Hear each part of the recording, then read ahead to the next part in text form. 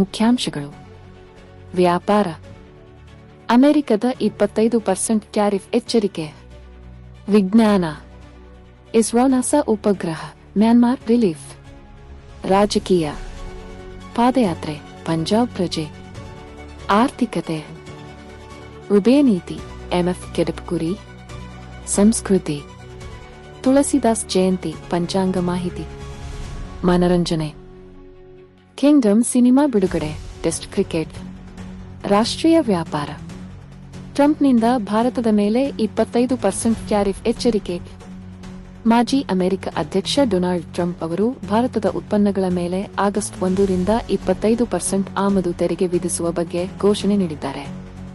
Russia ಜೊತೆಗೆ ಇರುವ ಸಂಬಂಧಗಳ ಹಿನ್ನೆಲೆಯಲ್ಲಿ ಈ ನಿರ್ಧಾರ ಎಂದಿದ್ದಾರೆ. ಭಾರತ ಸರ್ಕಾರದ ಪ್ರತಿಕ್ರಿಯೆ. ಭಾರತ ಸರ್ಕಾರ ಈ ಬಗ್ಗೆ ಗಮನ ಹರಿಸಿದ್ದು ಈ ನಿರ್ಧಾರದ ಪರಿಣಾಮಗಳನ್ನು ಪರಿಶೀಲಿಸುತ್ತಿದೆ.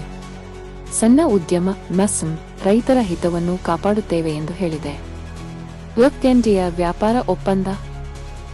ಭಾರತ ಮತ್ತು ಇಂಗ್ಲೆಂಡ್ ನಡುವೆ ಹೊಸ ವ್ಯಾಪಾರ ಒಪ್ಪಂದ ಕೈಗೆತ್ತಿಕೊಳ್ಳಲಾಗಿದೆ. ಕೆಲ ವಸ್ತುಗಳ ಆಮದು ರಫ್ತು ತೆರಿಗೆ ಕಡಿತ, ಇತರ ಸೇವಾ ಕ್ಷೇತ್ರಗಳಲ್ಲಿಯೂ ಸಹಕಾರ ಹೆಚ್ಚಿಸಲು ಒಪ್ಪಂದವಾಗಿದೆ. ವಿಜ್ಞಾನ ಅಂತಾರಾಷ್ಟ್ರೀಯ ಸಂಬಂಧ. ಇಸ್ರೋ ನಾಸಾನಿಂದ ನಿಸಾರ್ ಉಪಗ್ರಹ ಪ್ರಯೋಗ. ಭಾರತ ಮತ್ತು ನಾಸಾ ಸೇರಿ $1.5 ಬಿಲಿಯನ್ ಮೊತ್ತದ ನಿಸಾರ್ ಉಪಗ್ರಹವನ್ನು ಯಶಸ್ವಿಯಾಗಿ ಬಿತ್ತರಿಸಿದ್ದು ಭೂಮಿ ಮತ್ತು ಹಿಮಪಾತದ ಮಾಪನಕ್ಕೆ ಉಪಯೋಗವಾಗಲಿದೆ. ಭೂಕಂಪ ಮತ್ತು ಸುನಾಮಿ ಎಚ್ಚರಿಕೆ.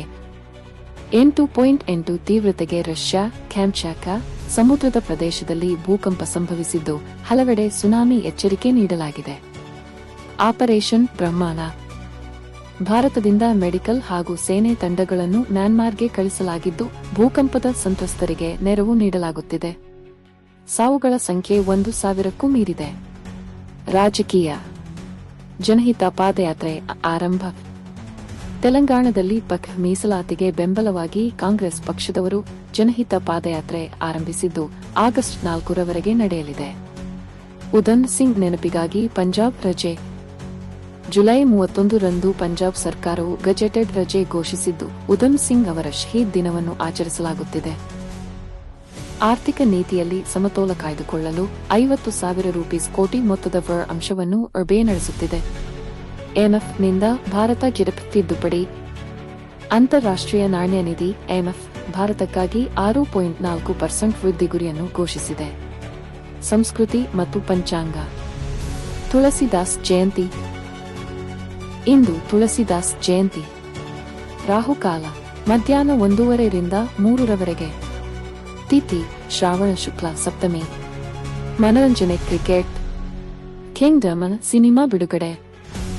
ವಿಜಯ್ ದೇವರಕೊಂಡ ಅಭಿನಯದ Telugu spy action cinema Kingdom ಇವತ್ತಿನಿಂದ ಥಿಯೇಟರ್ಗಳಲ್ಲಿ. Bharat vs England test. ಲಂಡನ್ನಲ್ಲಿ ನಡೆಯುತ್ತಿರುವ ಟೆಸ್ಟ್ ಪಂದ್ಯದಲ್ಲಿ ಇಂಗ್ಲೆಂಡ್ ನಾಯಕ ಬೆನ್ ಸ್ಟೋಕ್ಸ್ ಗಾಯದಿಂದ ಹೊರಬಿದ್ದಿದ್ದು ಒಲಿ ಪೋಪ್ ತಾತ್ಕಾಲಿಕ ನಾಯಕನಾಗಿದ್ದಾರೆ.